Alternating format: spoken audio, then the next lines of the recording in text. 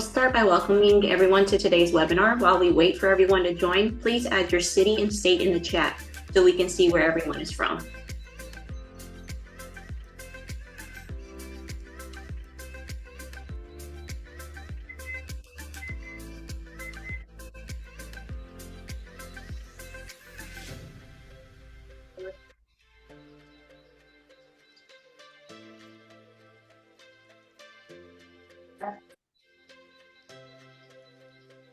I need to.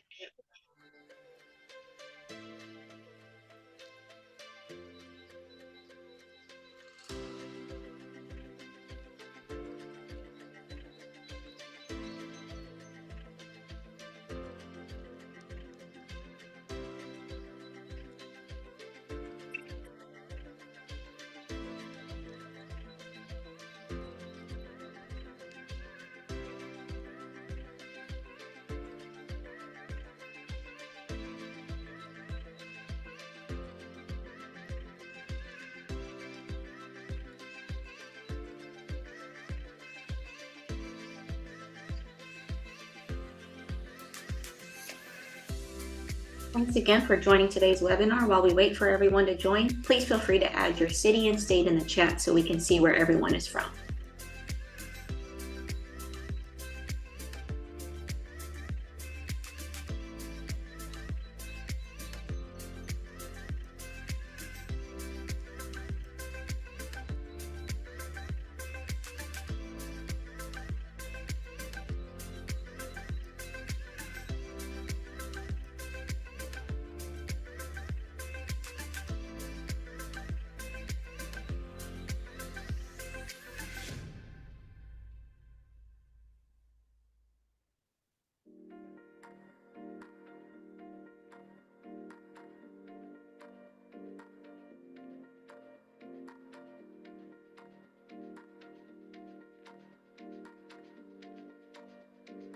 Wait, how much?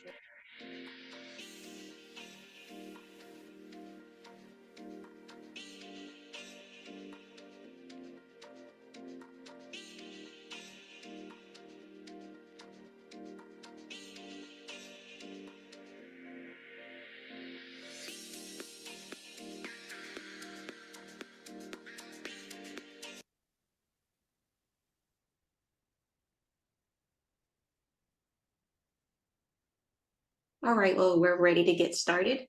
Welcome to the North Dakota Center for Persons with Disabilities Collaboration for Change webinar series. We're excited for today's event and hope you enjoy today's content. A little information on NDCPD. NDCPD is a University Center of Excellence on Developmental Disabilities, also known as a UCED, and we're part of a national network of 67 other UCEDs throughout the U.S. We serve the disability community by providing training, technical assistance, service, and information to the disability community. We have approximately 15 to 20 projects at NDCPD that cover a range of topics connected to disabilities: employment, housing, education, and early intervention, to name a few. Check us out at www.ndcpd.org. This Collaboration for Change event is a series of 7 one-hour webinars that NDCPD is hosting as an informational exchange on specific disabilities topics. Today's event is number 3 of 7.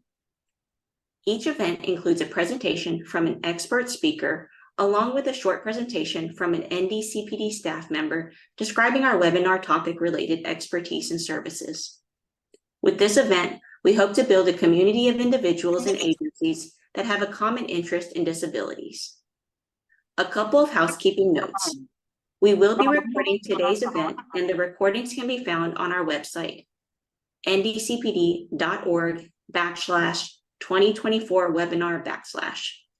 Please use the chat to ask any questions. And we do have a short online survey for you to share your comments about today's event. Contact hours are available for both nurses and social workers, and we'll need you to complete that online survey to get those contact hours. The survey link will be provided at the end of today's session, as well as emailed to today's participants. With that, I believe we're ready to turn things over. And today's webinar is titled Becoming Familiar with Current Disability Trends And today's presenter is Roxanne Ramonic. And now we'll turn the attention over to our guest speaker. Thanks, Michelle. Just making sure everybody can hear me. Sounds good. I'll just share a little bit about myself. So I am a Caucasian woman who's 64 years old. I have dark hair that comes to my shoulders, and I am wearing a black turtleneck. I have dark hair and I have brown glasses that have colored bottoms, and I'm wearing a silver necklace with a winged dove at the bottom of it. Thanks so much for having me. I'm looking at the participant list and thinking, oh, there's a lot of people on here who could do this presentation themselves, or definitely do it with me. So hopefully I bring a little bit of insight and some new news to you. Some of it will be a review, I'm sure, and just an opportunity to give some intentional thought to some of the areas that we all journey on when we're working or loving somebody with a disability. I do not have any lived experience as a person with a disability. But I have journeyed as a parent of a child with special health care needs, and now who's an adult daughter who definitely has her own voice and is her own advocate. For years, I worked in a disability-related field of special education and developmental disabilities as a program manager with a social work degree, and have continued to immerse myself in disability policy and advocacy issues through my work as the executive director for our state's Down Syndrome Association, Designer Genes. I'm so nerdy about policy, and especially disability policy, that one of my chosen projects when I was in my graduate program was supplementary security income, SSI. And this was even before I became Elizabeth's mom. And so it's just been an area of interest for me, and to my complete surprise, and really one of the joys of my life has been able to blend my professional experiences with my personal experiences of being Elizabeth's mom and traveling with her through this journey to adulthood. So do you want to go to the next slide? That was the one we were supposed to be on. Thanks. So hopefully what we're going to cover today is I'm going to share a little information to you, maybe in a sense across the lifespan, but we're going to spend just a little bit of time talking about delivering diagnostic news to families. And in the case of intellectual disabilities, and in my world, the Down syndrome community, often that happens prenatally and even right at birth. So we're talking about little people. Then we're going to spend just a little bit about time navigating the language landscape and making sure all of us are really up to date on thinking about how we speak about disability, how we speak about individuals with disabilities, and how to go about that in a little better of fashion.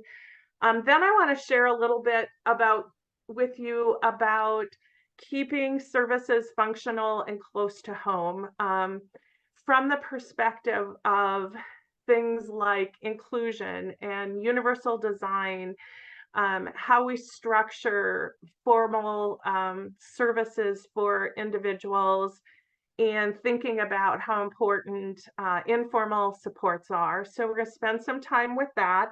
And then I'm going to end with a couple of slides on leadership and thinking about how important it is to have individuals with lived experience really at the table, making decisions for themselves and for the programs that they may use to support living a quality life in the community.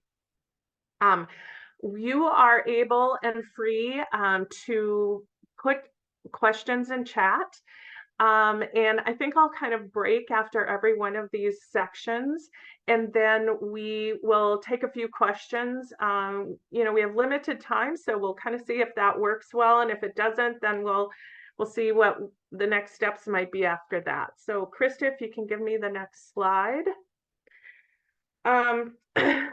So this is an area that I became very passionate about 25 years ago, in receiving a prenatal diagnosis myself as a mom. And one of the things that's very true about the landscape, and I'm going to be fairly specific about Down syndrome at this point because it's the world I know, but the information I'm providing you really expands across a number of diagnoses.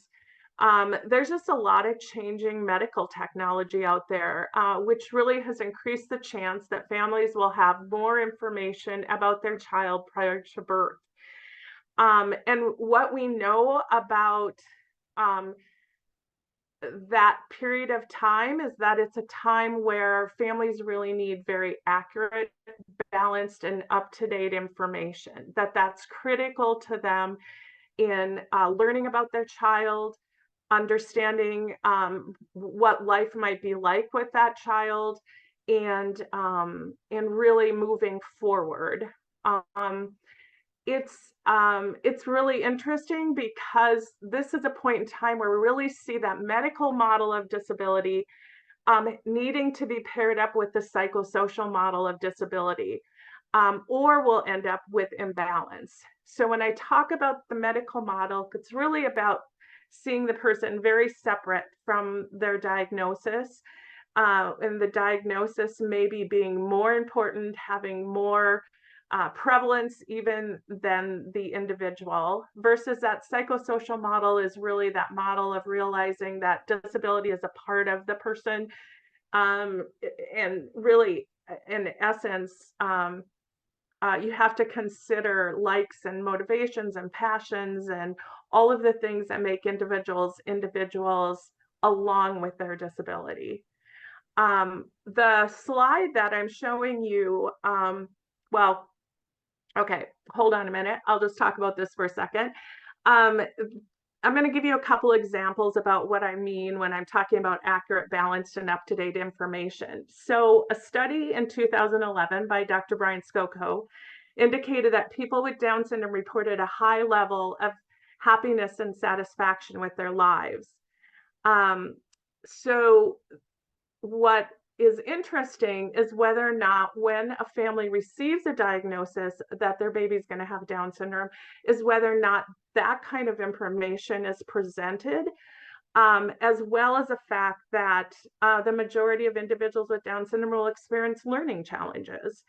That's what we talk about when we talk about balanced information. So if we really have to provide families with all of the information, not just one part of that. So another thing would be to provide accurate information that individuals with Down syndrome have much longer lifespans than in all previous years, and that continues to improve.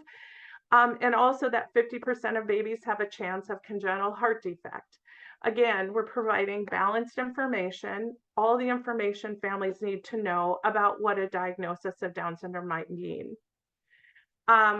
So recently, and this is a slide that you're seeing right now, the UCED in Kentucky worked on this research that really reveals that we still have significant bias and essentially ableism among medical professionals that are responsible for delivering diagnostic news to families.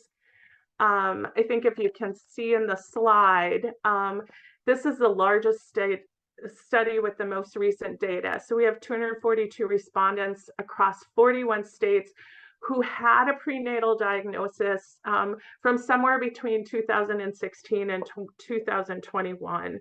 And you can see in 61% of those situations, of those respondents, they experienced their physicians apologizing or describing the diagnosis as bad news. In less than 40% of the cases, the respondents did not get any information about resources and supports. And that was even worse if the physician appeared to show a great deal of bias in the delivery of their news. So that what we know is that we still have a lot of work to do. Now, Down syndrome isn't the only, obviously, prenatal diagnosis that can be diagnosed. We have things like spina bifida, other trisomies, other chromosomal disorders, congenital heart defects. And so the communities have really tried to do a lot of work in influencing the medical profession to provide this accurate, up-to-date and balanced information. And what's great is that we finally have kind of a baseline, so we can really see if, you know, things are changing across the country, with more and more individuals living in the community, being active, participating, and physicians being able to see the quality life that individuals are having, if that'll also shape the kind of information that they provide. There have been many states that have gone on to pass Down Syndrome Information Acts, which are modeled after the Brownback-Kennedy bill, which was passed by Congress. To date, the federal act has not been funded, and it really has had relatively little impact on changing the narrative. But there's hope out there that with a lot of the information that the communities are trying to put out, that this is going to change for families. You can give me the next slide, Krista.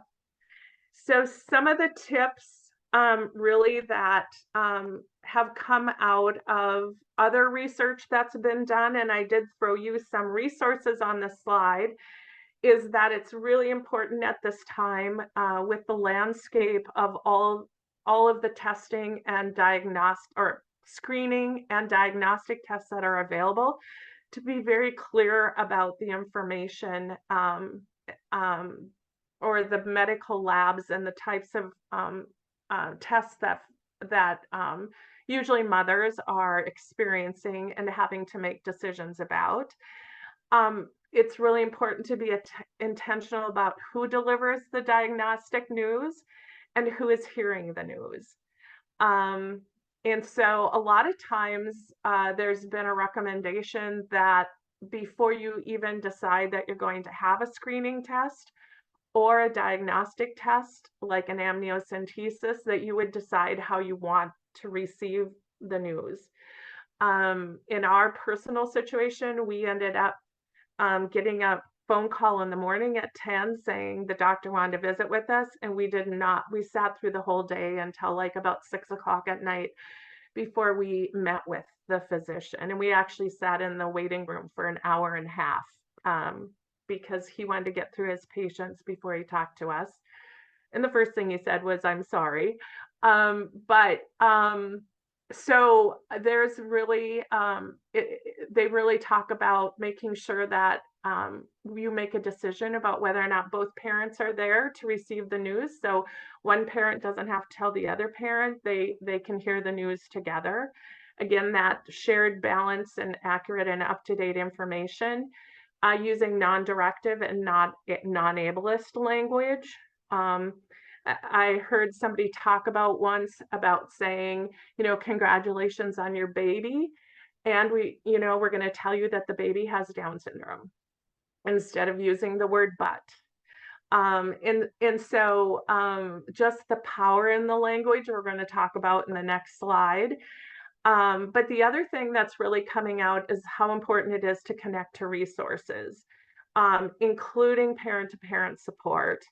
And that's one of the things that our Down Syndrome Association does is, is on the phone with a family this morning who just received a prenatal diagnosis, of really making sure that families have a place to ask their questions, to get, again, accurate information, specific resources to where they live, and really trying to figure out what feels like is going to be the most helpful at this point. So it's a little early, but I was just going to check and see if there's any questions.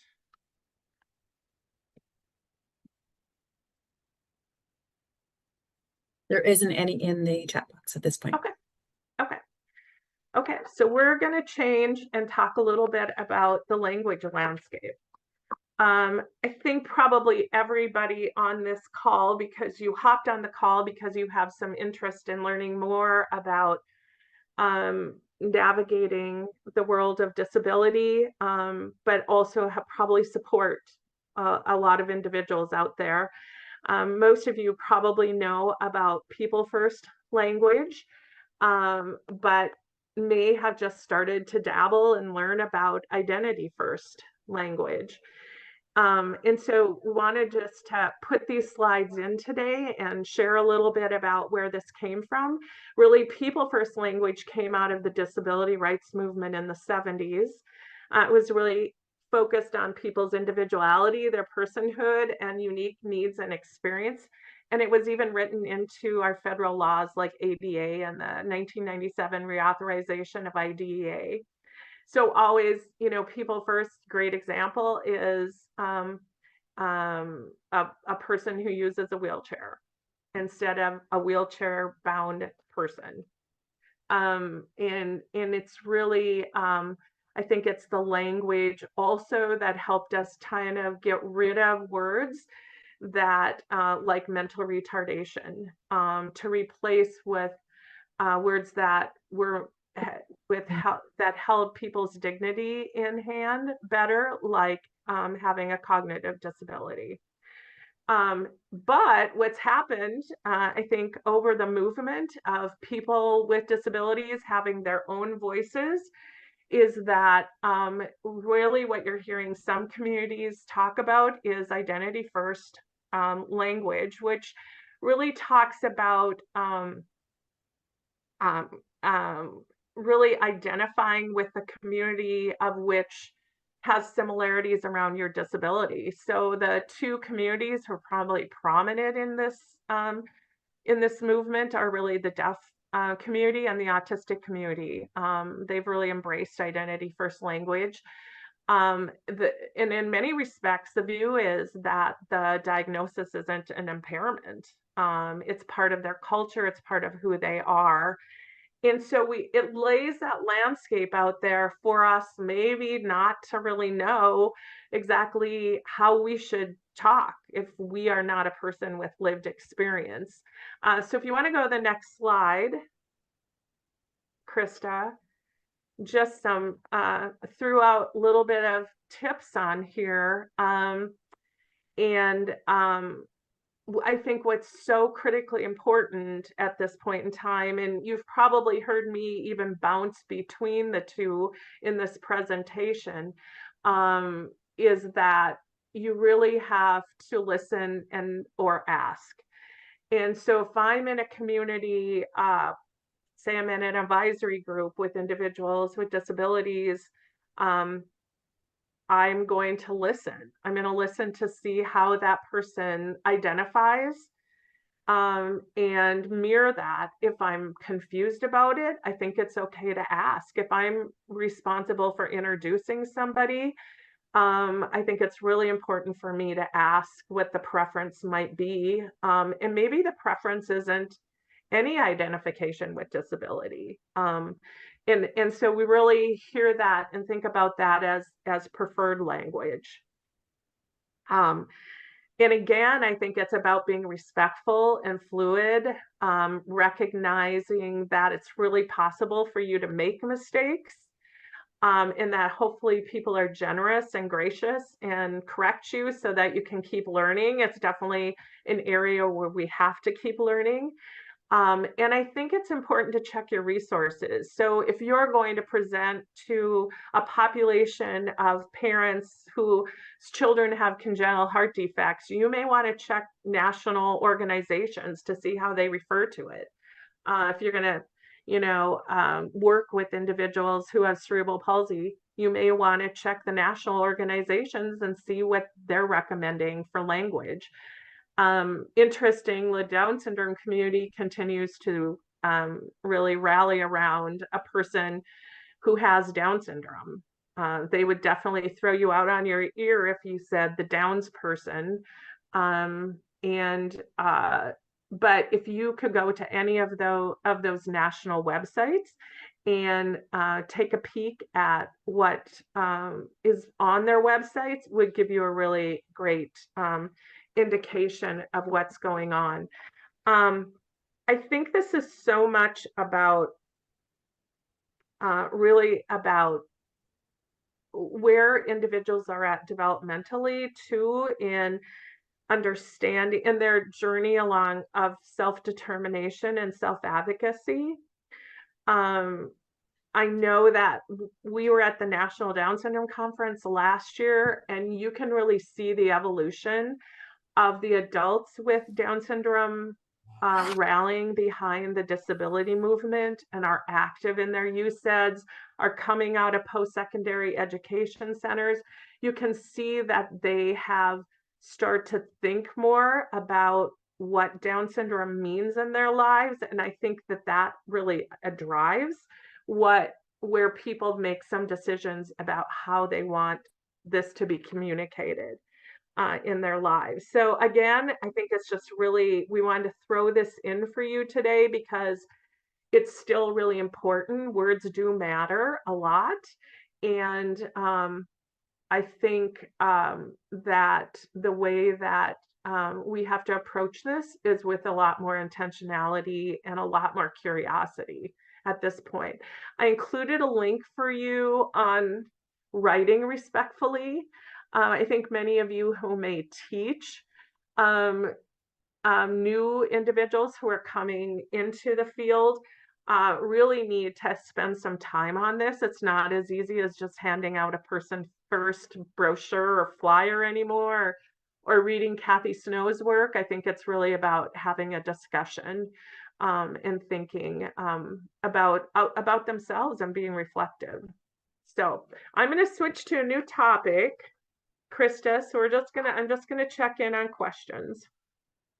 There was a comment that someone said that they like to use the term challenge versus disability on label that has more negative than others. So that was a comment that someone made. That's super interesting. I do think again, I would look to the self-advocates and the community of self-advocates to figure out, what they're saying.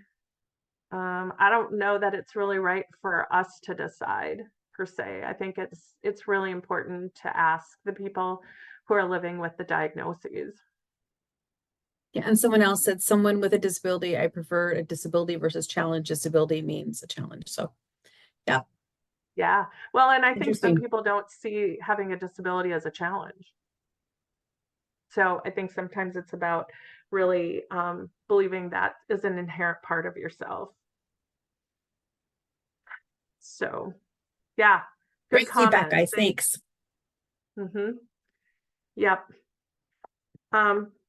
So we're going to spend a little bit of time really talking about services that promote function and are delivered to support daily routines and are person-centered.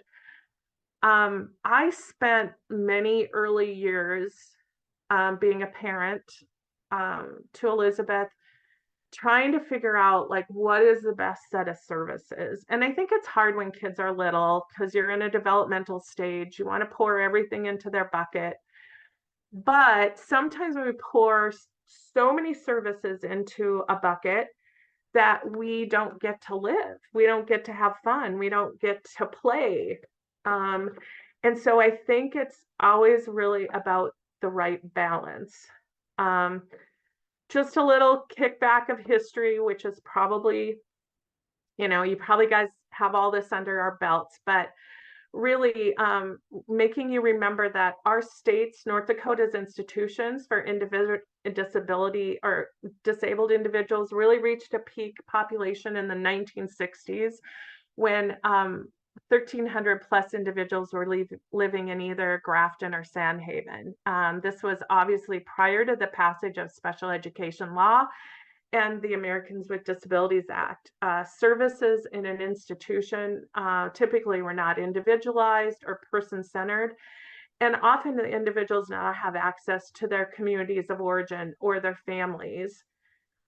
Significant happenings like the 70s just blew things out of the water for people with disabilities. We had significant things happening like Geraldo Rivero's expose of New York's institution of Willowbrook in 1972.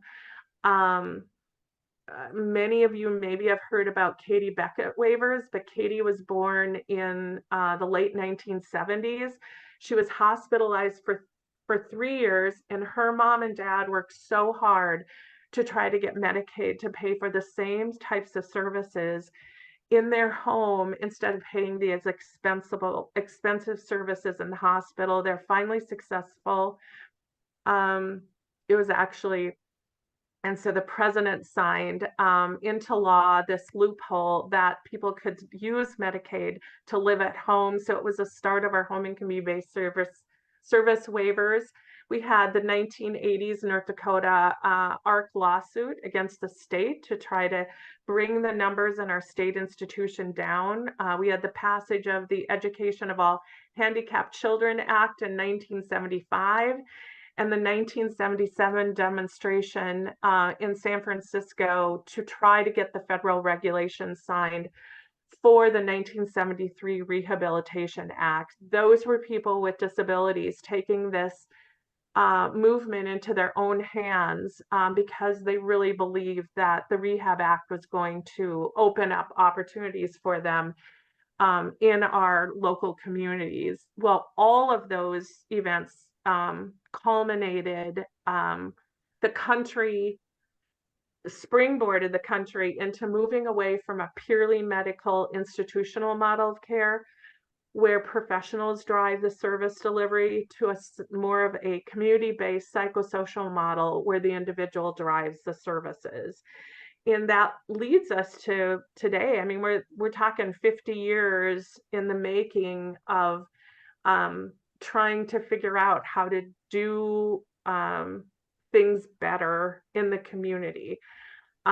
Sometimes I look back, my social work career was very active during that whole period of time, and I think, oh, how far have we come? And then sometimes it doesn't feel far enough. And I think today, as we're faced with a lot of workforce shortage, I really worry about, how close are we kind of moving backwards to more of a model where services are kind of built for, you have to fit into services instead of the services fitting around you. Next slide. I just wanted to provide some examples for you about what I'm talking about. You've probably seen that little graphic on the left about inclusion and integration and what exclusion and segregation look like. And so I did want to throw some examples in there. What we're talking about when we want optimal outcomes would be something like where an individual has their own apartment and support services, and the services are provided for the tasks the person identifies as important to them. So let's say they're great with cooking, but they really need help with organizing their bills and their medical bills. And so it doesn't help for somebody to come in and say, hey, I'm here to help you cook, when that's not the service that they really need. So the optimal service would be that the person would be driving the service. And then obviously the most less optimal is where an individual must live in an institution to receive supports because they can't get those home and community-based supports where they want to live. Another example is that a child receives services at their daycare and or preschool where they attend with a sibling. And way less than optimal is that the child must ride a bus to a specialized preschool setting to receive services. And so losing out on that opportunity to have experiences with their siblings, meet friends together, no common caregivers, right? Another really optimal example is that when we take related services in school-based services like physical therapy, occupational therapy, speech therapy, and we push them into a student's general ed classroom so that what they're learning in the classroom is benefited and supported by those related services. And obviously less optimal would be where the student is pulled out to work on those discrete skills separate from what's going on in their regular classroom with their friends. Another one is an individual gets to decide and plan services based on their needs, kind of like we talked about in the beginning, versus a program that says, come in, this is the set of services we have, and that's it, so take it or leave it. Again, another optimal example of this is when a youth can have access to work experiences, job shadowing, and other employment related opportunities, and versus where a youth has to prove that they're ready to go to work. So they have to take a lot of classes, they have to have assessments that show they're ready. And the truth of the matter is they might never be ready because the setting is so distinctly different than the setting that they would work in, that they're not even correlated, or you can't make those generalizations. And then just lastly, I think what we're seeing is when services are individualized for the person, they're close to home, they're based on person-centered planning, the individual gets to decide and ask who will help them support making decisions, versus a less optimal option is when an individual has a full guardianship and somebody else is in the role of completely making all of their decisions. Now, obviously, these are all on a continuum, right? And we most certainly have individuals across the spectrum on that continuum in regards to the amounts of support they need, the types of service delivery, and that's the beauty in it. I think the beauty in it is that if we pulled a whole bunch of plans out there, IEPs, OSPs, ISPs, that they would look significantly different from each other because they're for an individual, and they should be rich and robust and make you excited to meet the individual who's living this life. And so again, while I kind of listed these as optimal and less than optimal, I think we know that there's a continuum. Okay, we can go to the next slide. So how did we get here? How did we move from like this medical model of thinking about delivering services kind of on an institutional bias way, where services might be prescribed for an individual, versus really to this model of making things functional and person-centered? Is, you know what, it got driven a lot by public policy. And behind that public policy are individuals with disabilities themselves and family members and professionals who felt passionate about making change in the way that people with disabilities could be living in their communities. And so I listed a few of these. I mean, they're not going to be surprising to you.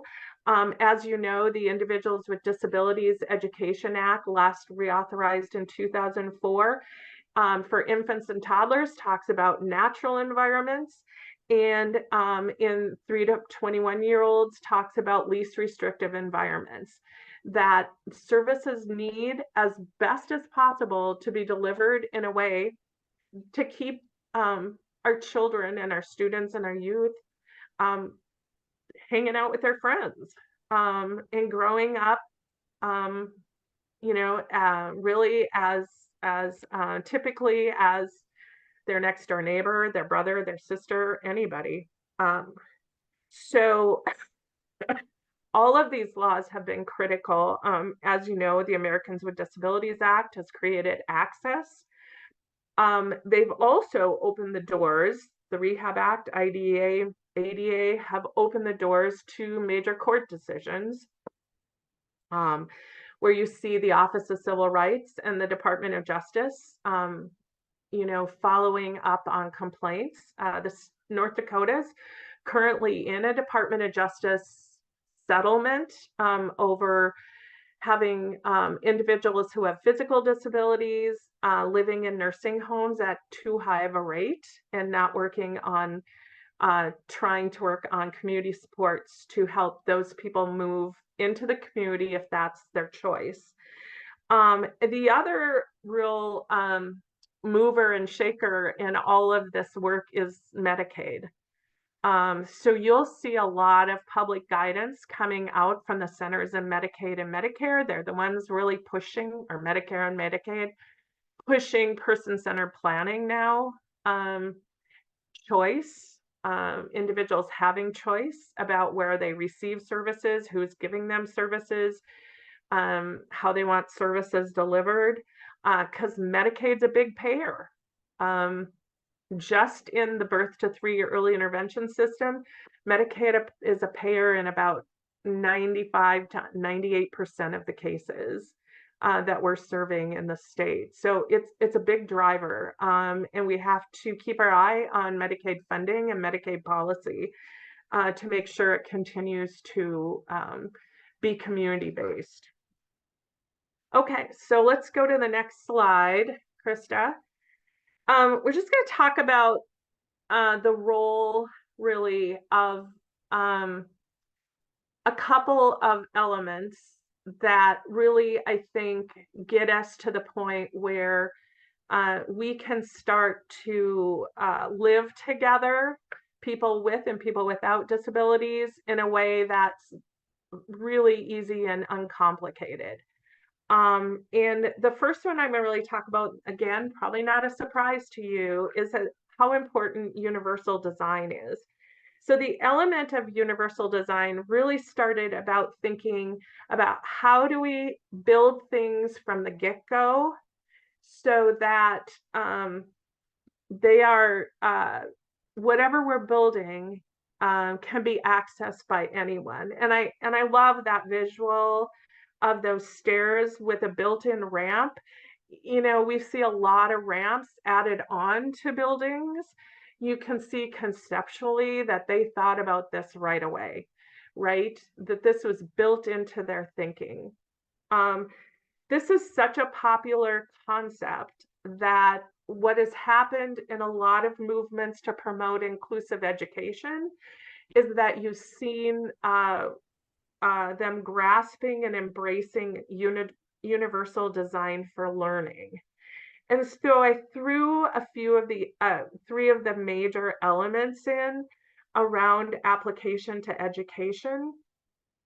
And that's really that means of engagement, the means of representation, and the means of action and expression.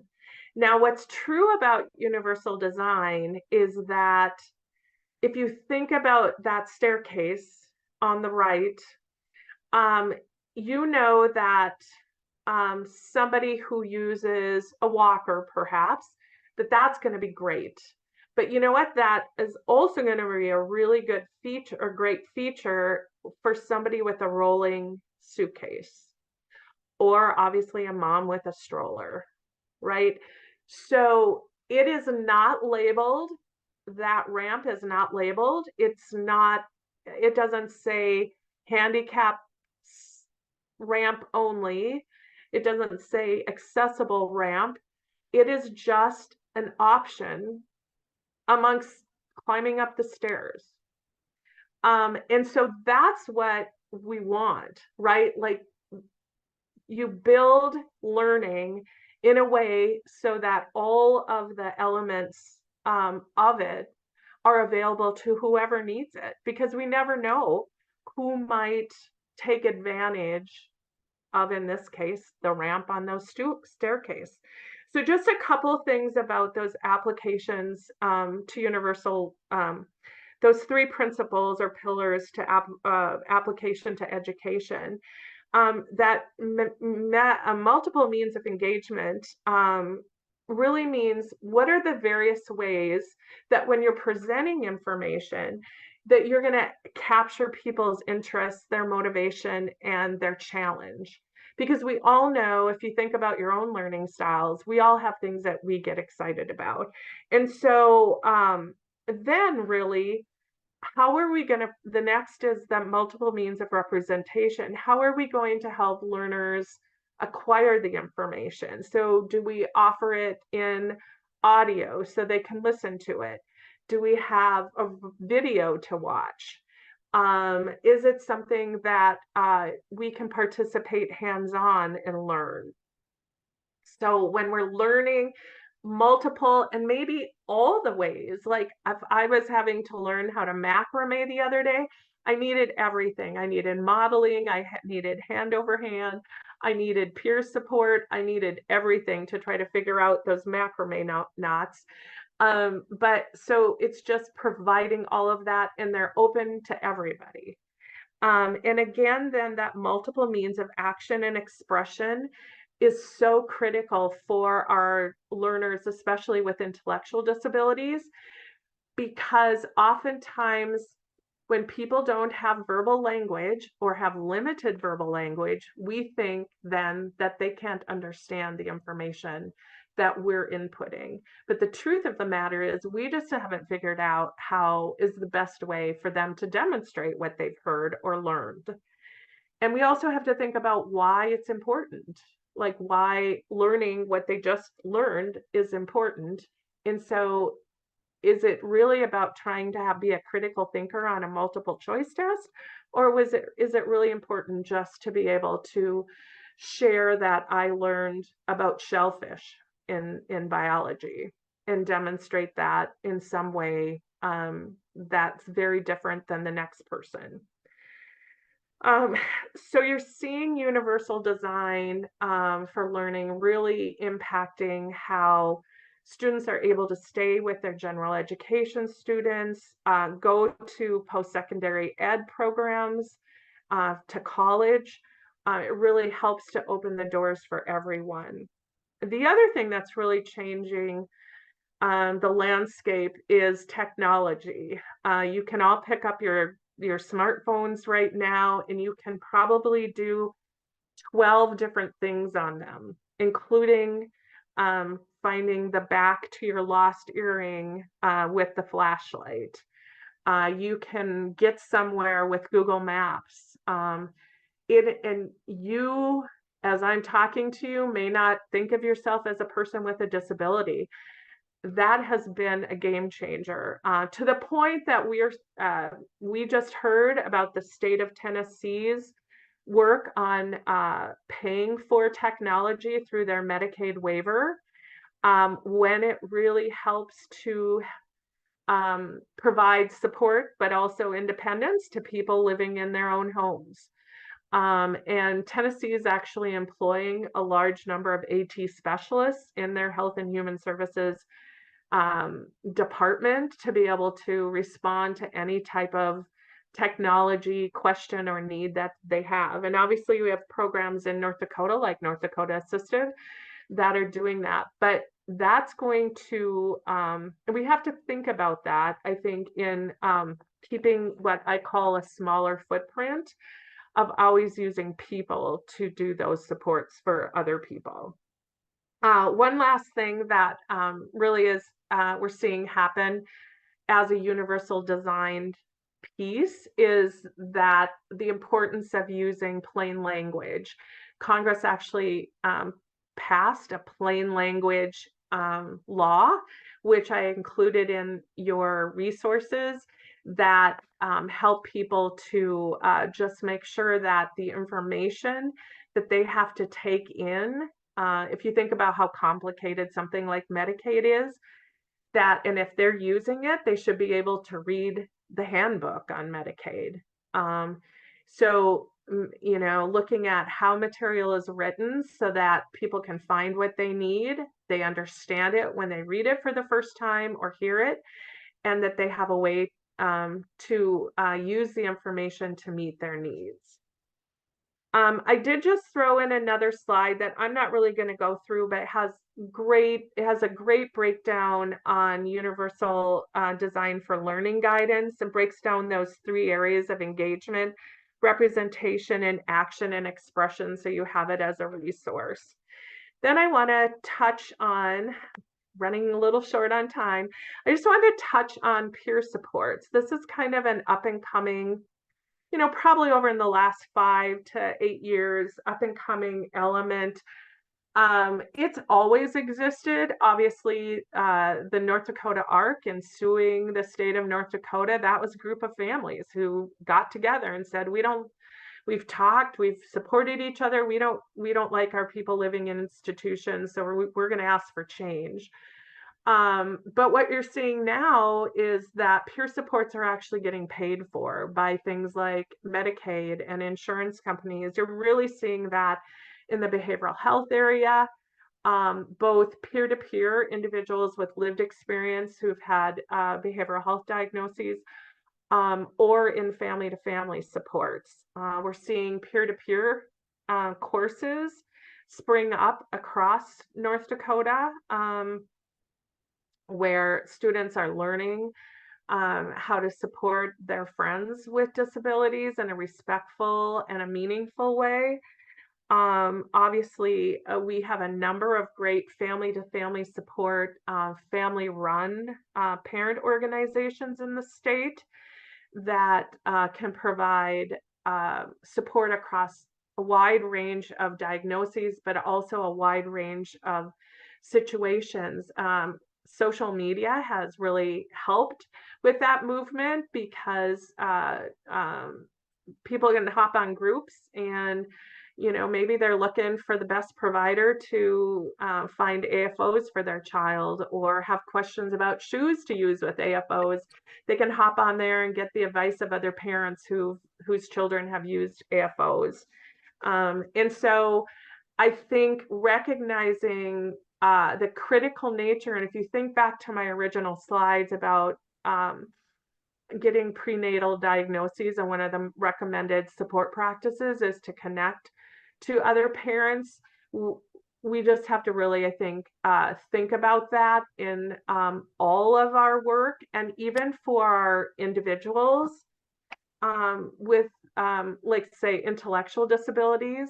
I don't think we often think about peer supports for them, but I know my daughter has learned a ton from other peers with disabilities about living her life and being a strong advocate. And so I think there's a lot of really important things to keep in consideration. The next slide I gave you are resources of the things I just talked about. And then I'm just going to touch really quickly on leadership. Because I think as we work in this field, there's many opportunities to be advocates and to be leaders. Maybe it's right at your own table in designing your person-centered plan or asking for what you need. But often, I threw in the slide on public policy. There's opportunities to comment on our North Dakota Medicaid waivers.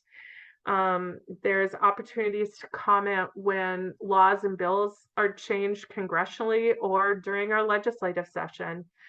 There is currently a study on transportation for people with disabilities in our state that Government Services is taking up during the legislative interim. And people with disabilities have spoke on and testified on that.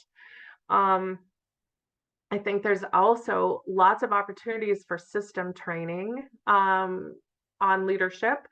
And we often should think about that for families and individuals. So the North Dakota DD Council has the Advocates Leading Their Lives movement, and they provide training every quarter for people with disabilities.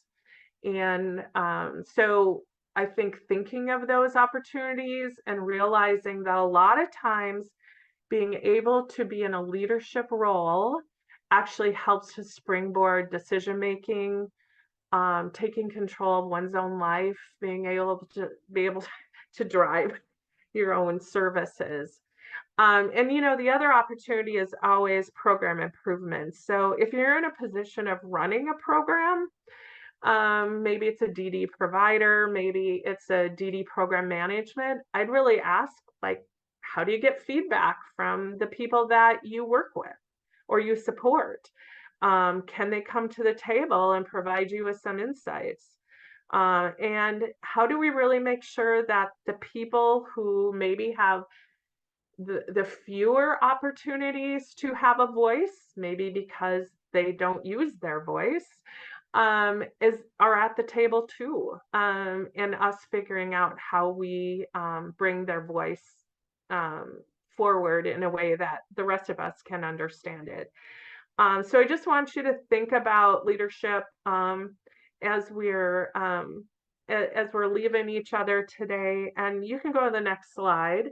I did put my contact information in there. And again, hopefully hopefully I covered a few things that add to your bucket in your work. And hopefully you're out there really creating some change for individuals. And just thanks for listening. And I don't know if we have any questions at this point or comments, but I sure would entertain them. We only have like 5 minutes left, and I know Jolynn has stuff too. So there was just a few comments. One was, can you repeat the information on the North Dakota DD Council training information? Is that? Oh yeah, so they have a group called the Advocates Leading Their Lives. I think if you go to the DD Council website, I don't know if we have time to stick that in the chat. You should be able to get a hold of Julie Horntevet and get more information. I know they're meeting in Jamestown in March, and that is, they are primarily Advocates Leading Their Lives, all is working on to support leadership in individuals with disabilities. Okay. And so the one other comment was that they concur with what you said regarding institution and population. And the last question that I can see right now is, what can professionals do to help parents and family members trust that we understand these things and will be there to support their families appropriately?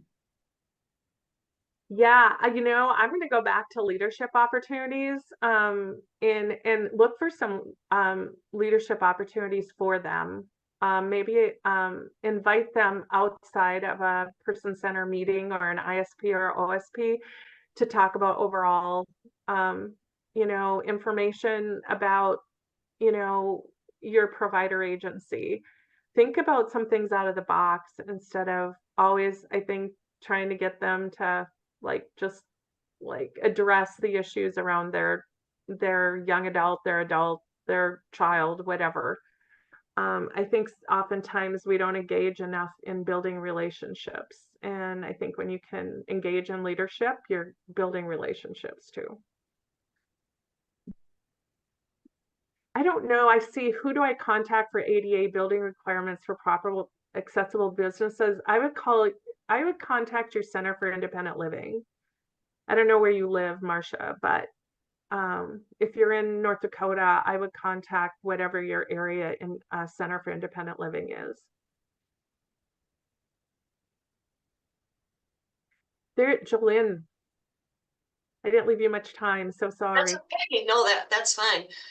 So I am Jolynn Webster. I am a Caucasian woman, middle-aged, wearing glasses and a teal turtleneck and blondish hair. And I am part of the North Dakota Center for Persons with Disabilities. And my role here is to make sure that our staff and the people that we support are aware of disability awareness initiatives and things that are happening in the disability world, with the goal of making sure that we are up to date and relevant and current in the support that we provide. So I'm just going to highlight very, very quickly now 3 of our initiatives. And so One of the things that we do at the center is every other month we offer training sessions for our staff to make sure that we are current in our field so that the support that we provide is relevant and up to date. And so some of the topics that we have covered this past year have been on plain language, sharing difficult news, the impact of a child with disabilities on dads, identity first language, and we had a very long series on justice, equity, diversity, and inclusion. So every other month we have professional development for our staff, and you can go to the next slide, please.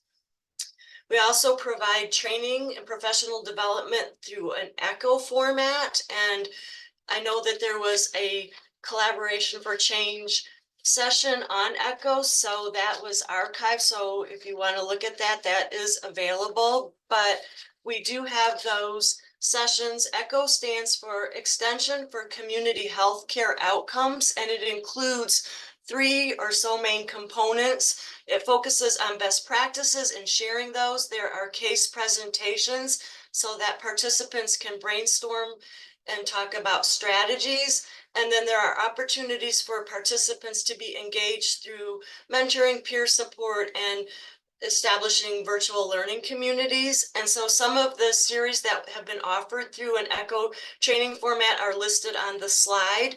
And there are also 2 upcoming series that will be offered through NDCPD this spring. One starting in March through April, and then another one on direct care resilience starting in April.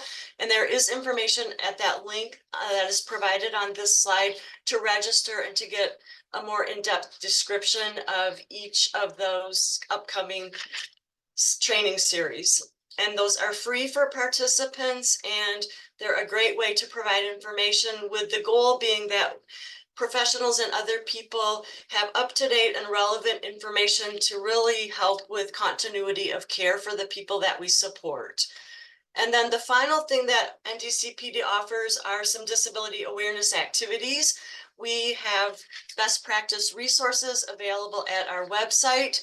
We have individuals with experience and expertise in different disability related topics who are available to provide training to groups or organizations. And then we have a third disability awareness initiative called Ask NDCPD, where people can email or call with questions or concerns or things that they would like more information about. And I am usually the person that gets those initial calls, and then I triage them and I reach out to other staff members at NDCPD or in the community or state, and then I get back to the person with strategies, resources, or other kinds of things that they can access to answer their question. And so that's a very quick overview.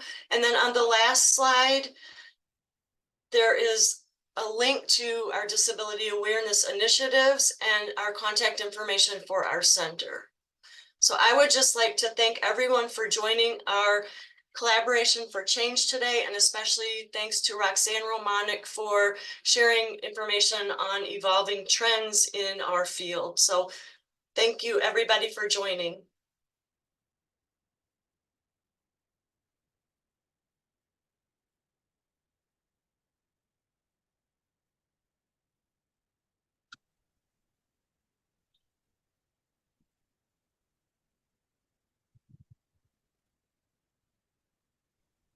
Thanks, Jolyn. And thanks again, Roxanne, for that great presentation. Now we'll take just a few minutes. Well, we did have a few minutes available for some Q&A. So if you have any last minute questions, please feel free to add them to the chat.